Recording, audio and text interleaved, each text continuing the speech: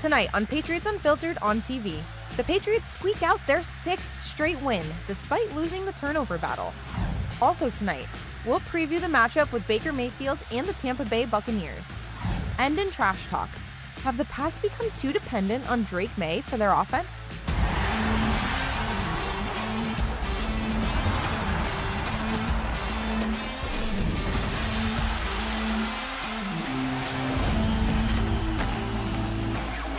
Patriots Unfiltered on TV is brought to you by Toyota's official website for deals, buyatoyota.com.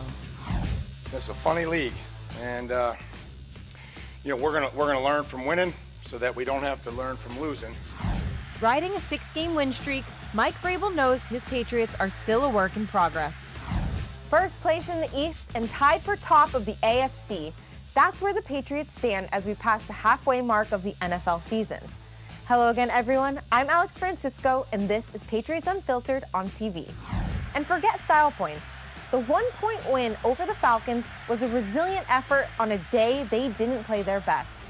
Let's huddle up now with Paul Perillo and Mike Dussault. It is better to be breaking down an ugly win than a pretty loss. And by the skin of their teeth, the Patriots improved to 7-2 at home against the Atlanta Falcons.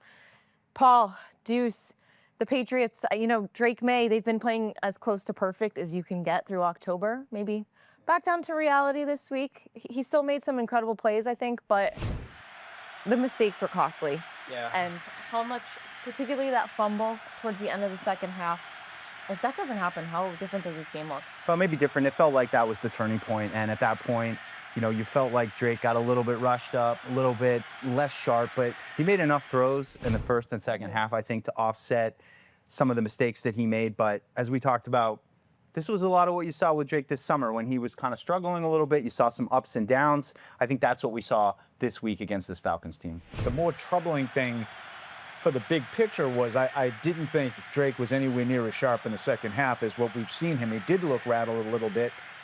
He's taken a lot of sacks. That's back-to-back weeks with 6 sacks allowed. Some of them are on the quarterback, to be sure, but the pass protection needs to be a little bit better. He looked a little bit jittery in the pocket at times. I thought he was unsure of some of his throws. I thought Atlanta did a good job of getting traffic in front of him. The 21 that they got in the first half ultimately was enough, and they were able to get by. No arguments there. I mean, Kayshon Boutte goes down, but they don't lose the deep threat because Demario Douglas kind of emerges at the first 100-yard receiving game of his career. Stephon Diggs, Hunter Henry, they came up big for some really clutch conversions. So what did you feel good about with the offense?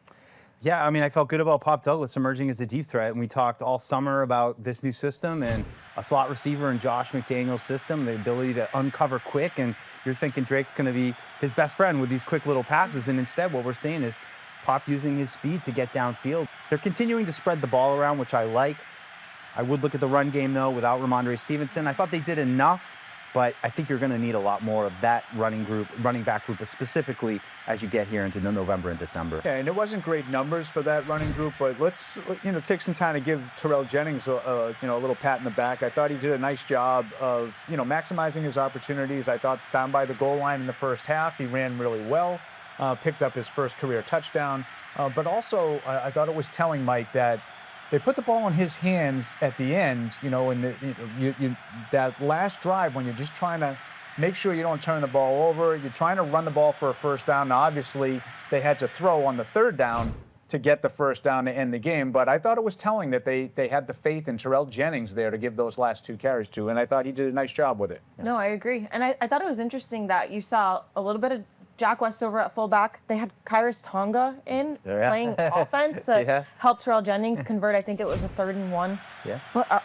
injuries really starting to catch up to them? Because that felt to me as a result of being without Ramondre and having to make up for some of that blocking. It's just asking a lot to think you're going to lean on Travion Henderson with the amount of volume that they gave him last weekend against the Falcons. That's a lot for a little, he's not the biggest guy. Ramondre's got a little bit more size to handle that stuff. So you hope Ramondre is back. Alex, you mentioned, the different players, Westover and even Tonga for the one snap that he was out there. I think that was a result of not having Ramondre Stevenson. I think they felt like they needed to have a fullback in there. Not that they would have a lot of running plays with Henderson running the ball behind Stevenson. Yeah. I thought Josh McDaniels was on it again early on in this game. The first drive of the game, was another one of those, like, it just looked like Atlanta was a step behind everything that they were doing, culminating with a beautiful wheel route to Demario Douglas when they get him matched up on Jalen Walker, which is obviously a great matchup, a wide receiver on sort of a rookie edge player that's not what the defense is looking for, and it ends up being pretty much an easy touchdown. Yeah.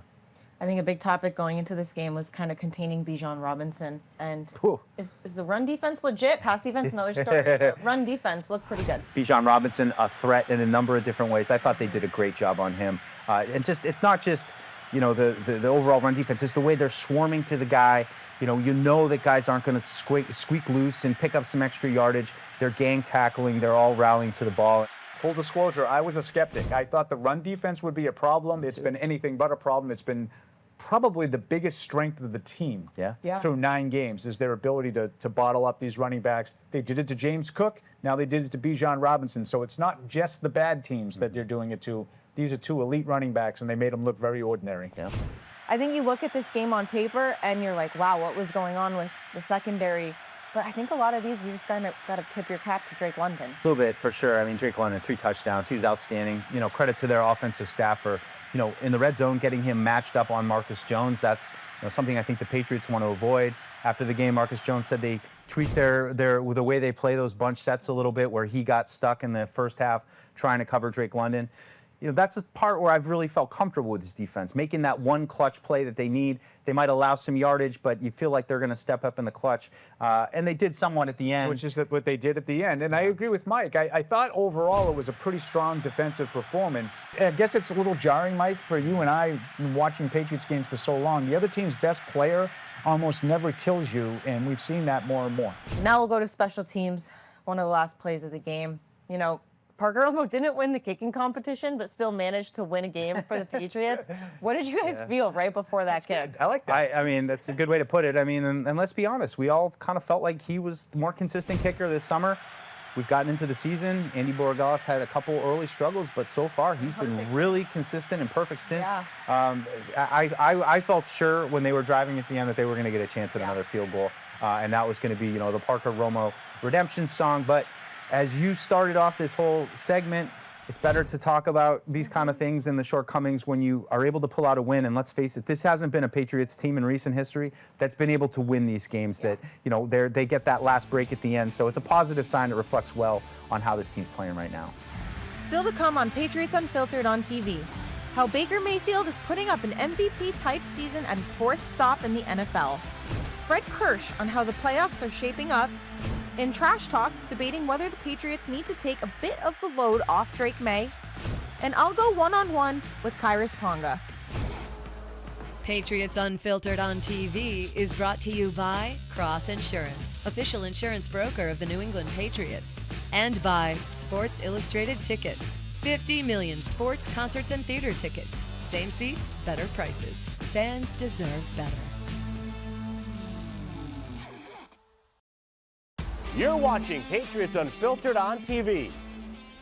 What's up, everybody? It's Evan Lazar. It's the Patriots Unfiltered Film Room. Week 10, Tampa Bay Buccaneers. I want to talk about one of my favorite quarterbacks in the league. It's Baker Mayfield, leading the Bucs right now to a playoff spot in the NFC. And one thing that you see with Baker is he's going to throw the ball down the field. We know that. He's second in the league in vertical pass attempts right now. So this is just a classic double post concept. And the guy I want to highlight here at the top of the screen is Emeka Egbuka. They're a very talented first-round rookie receiver, but they're going to get this post safety coverage with the single high safety up top, and they're just going to run 2 post routes right here into the middle of the field. This outside one is kind of more like a bender. And as we roll the play here, and you can see really subtly, if we pause it right here, Baker's just going to pump in the pocket right there before he throws it. And that gets the post safety to jump this route over the middle of the field. And you can see Egbuka right there on the outside, one-on-one, winning. He throws a dart, touchdown Tampa Bay. Baker Mayfield, vertical passing game. That's going to be big for the Patriots this week. And watch out for Christian Gonzalez potentially shadowing Emeka Egbuka. The Patriots have not played a lot of great teams since going into Buffalo and getting a win, but it's slowly starting to ramp up week by week here, and now they're going down to Tampa Bay, facing the Bucs, coming off a bye. They went into their break a little banged up. Baker Mayfield, Chris Godwin included. Who are you guys looking at in terms of the Bucs injury report this week? Well, I mean, I guess we'll start with the receiver position, and that's, Chris Godwin. If he's able to get back, I think he'd be a nice boost for them. But Emeka Egbuka has been outstanding. Somehow in Tampa Bay, they just seem to continue to find awesome receivers. This is not a problem for them. And of course, just Baker Mayfield, though, on an MVP pace, a little bit of a downturn last week, but he remains, just a really excellent player that is going to challenge this Patriots defense in a way that, like you said, they haven't quite been tested. I also want to give Mayfield a lot of credit. It's always when the game is on the line. That's when he's at his best. That's how they survived in September. They weren't playing great. This is not a great football team.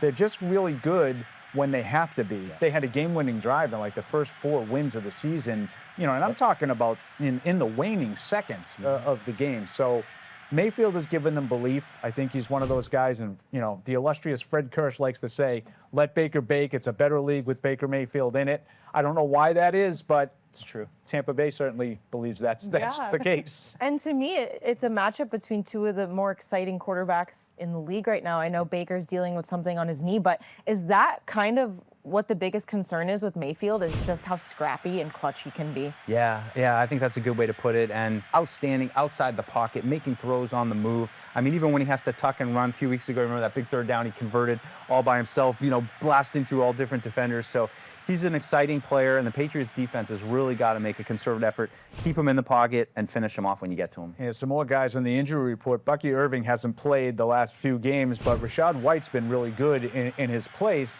If they were, they're coming off a bye, we'll see what their health status is going forward. But if you've got a 1-2 punch of those two guys, and I know we talked already about how good the Patriots' run defense has been, but I'm thinking more in terms of as receivers. And Bijan Robinson did make some catches in that game and made some plays in that regard. I think the Bucs want to use those two guys in a similar fashion. On the other side, the Bucs have a pretty strong run defense. How much can Ramondre Stevenson's availability impact this one? I think either way you want to stay away from Villa in the middle of the defense, try to run away from him. But they've got a good blend of young players, older players, some talent on the back end with Anton Winfield, who's playmaker back there. Levante David's been around for a while. He's a veteran leader. Good linebacker group. So they're strong up the middle.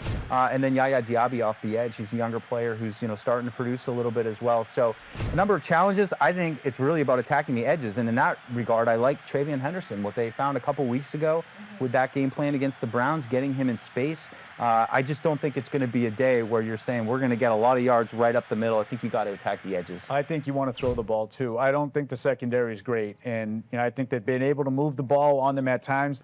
I do like the linebackers, though, and I like their ability to move side by side. I'm just going to say the name, Servassier Dennis. And I only say that just because I wanted to say Servassier. Great name. Great name. That's a great name, and he's a good young player, and he's done well. You mentioned Diaby off the edge.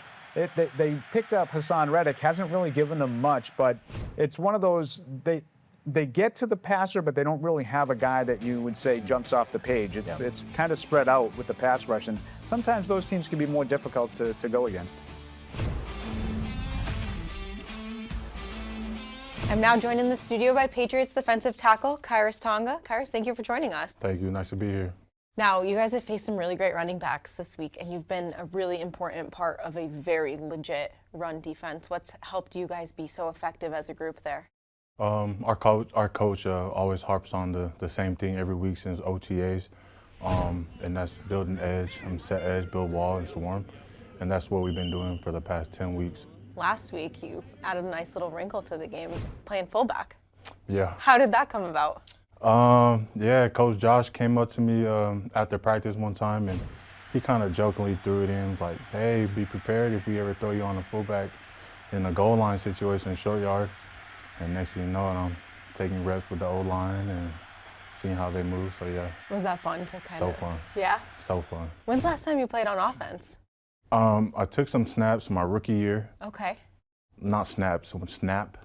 I did one snap in my rookie year. Important clarification. Yeah, and that was it. You're so humble, and I think you're very easy to root for. And I think you've had a hard journey to get to this point, instability. You went to live with another family in high school. Just when you kind of reflect about your path to get here, how much did that adversity play a role in where you are today? Yeah, adversity played a huge role in everything I've done, and what I had to do with adversity was like the biggest lesson for me. And just looking back every time, just to reflect back on life, is all I can be is grateful for the people who helped me. You went on a 2-year Mormon mission after high school, before college. Was the church a big part of your life before getting into contact with your adopted family, or did it come when you went to live with them? You know, I lived in Utah. You know, Utah, that church is very big. But it wasn't until like my family really started teaching me and really started helping me. I mean, my family taught me how to pray and something about the scriptures and just doing the right things, and that eventually led to me wanting to go serve a mission. You took a gamble and you really bet on yourself, you know, to put off football and college for 2 years and go do that. The least I can do is give 2 years to God for everything He's blessed me with, and that was really the motivating factor for me, was just give 2 years to God and let it play out, and the best decision I've made. Really? How so? What did that mission do for you as a man? This is my personal belief. I just feel like everything good that's happened to me so far is because of my mission and my dedication to it. And so, and obviously just being able to teach people about the Word of God and random people that you never thought you'd ever meet, and now we're close together, and yeah, a lot of things learned from my mission. Well, we wish you the best of luck on Sunday. Thank you so much for joining us. Yes, ma'am. Thank you. And we'll be back with more Patriots Unfiltered on TV after the break. Patriots Unfiltered on TV is brought to you by Cross Insurance, official insurance broker of the New England Patriots, and by Sports Illustrated Tickets. 50 million sports, concerts, and theater tickets. Same seats, better prices. Fans deserve better. You're watching Patriots Unfiltered on TV. We're officially just past the halfway point of the NFL season, and one look at the standings tells us the second half race for the playoffs is going to be wild. Other than the Eagles and Bucs, all the division leaders probably weren't on most people's bingo cards to start the season. Yes, that includes your New England Patriots. The Colts have been the hottest team in the league until the Steelers handled them on Sunday. Still, they're 7-2 and in the driver's seat for a playoff bye. Meanwhile, the Steelers defy logic and sit atop the AFC North above the Ravens and Bengals. And who thought the Broncos would have a 2-game lead over the Chiefs in the AFC West? And who thought the Chiefs would be in third place in their division after 9 weeks? The Packers lead the NFC North, but it's close. Preseason favorite Detroit and the up-and-coming Bears are only a game behind. Even the Vikings are only 2 games back at 4-4. Out west in the NFC, it's also anyone's division. The Seahawks lead by a beak over the Rams, both 6-2, but the 49ers are right on their heels. Of course, it's a 2-team race in the AFC East, with the good guys holding a slight edge over the Bills with a win in hand. 9 weeks left. Get your popcorn. Drake Maye's performance has fueled the Patriots offense, placing it in the top 10 of the NFL. Maye's arm and legs have accounted for 80% of the team's yards. Is that too much? Or with mobile quarterbacks, that's just the way the game's played? Paul Perillo and Mike Dussault debate whether the Patriots are too dependent on Drake in this week's Trash Talk. All right, Paul, I guess the question is Drake Maye too valuable? Is that what we're getting at? He's playing out of his mind right now. There's no question about it. And for me, I look at how he's playing, and it's hard to say that he needs to do less.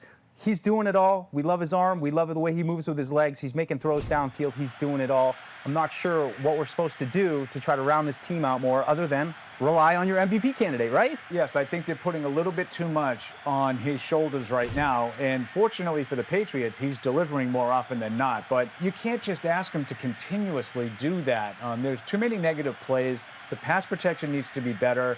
The running game needs to be more consistent. I know they're dealing with some injuries now on the offense, but it'd be nice to get him a little bit of help. I mean, I hear that. And look, 34 sacks through 9 games. That's the same amount of sacks as he took last year in 13 games, 4 more games. He's taken a lot of hits now. Some of those are on him. Some of those are on the offensive line. It's the volume of it. And I'm just going to lean into one thing you said, which I think is the running back position. I think as we get here in November, December, they're going to need more out of that position. It's not looking great with Rhamondre Stevenson. Still, I think Drake's doing enough, though. If he could just eliminate some of the mistakes that maybe we saw last week against the Falcons, I don't see why there's any reason why this Patriots team can't keep rolling. Right, and that's why I think there's too much on his shoulders, because I think Maye feels like he has to make the plays that he's trying to make. And we can sit here and, from the press box say, no, Drake, just throw it away, or just take the sack, or whatever. But he's going to try to stiff arm that pass rusher and get out because he feels like he has to, because the offense doesn't run if he's not making these plays. You saw it, Mike, in the second half. Drake is a little off. It's the first time we've really seen him off since the Pittsburgh game. And you saw the offense just completely break down as a result. They need to do a little bit more. It can't just all be the Drake Maye show. All right, well, is it going to be the Drake Maye show down in Tampa? Stay tuned for predictions after the break.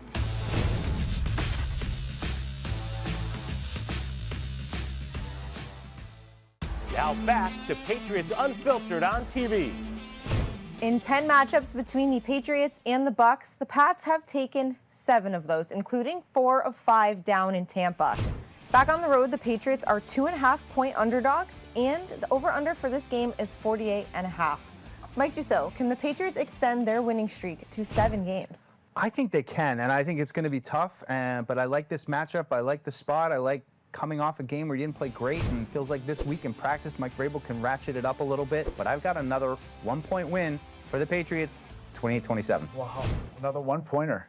So I think they absolutely can extend the winning streak. However, I just feel like at some point, you got to lose a game, and this is going to be a tough spot. Going down to Tampa, I'm going to help Mike Vrabel out. How's that sound? I know Mike feeds off of this stuff. He's going to say, even our team guys are predicting a loss.